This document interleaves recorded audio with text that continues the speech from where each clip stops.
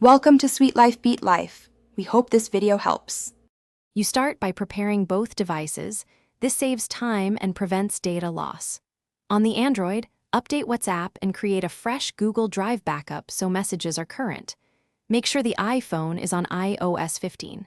5 or newer and both phones are on the same Wi-Fi or tethered hotspot. This speeds the transfer and avoids interruptions.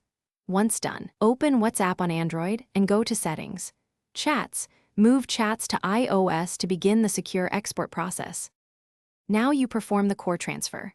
Install and open the Apple Move to iOS app on Android, then start iPhone setup or reset iPhone if needed. This allows the devices to pair.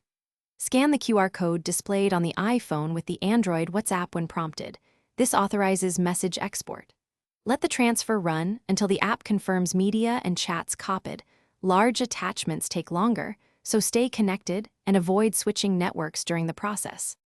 Finish by installing WhatsApp on the iPhone and signing in with the same phone number.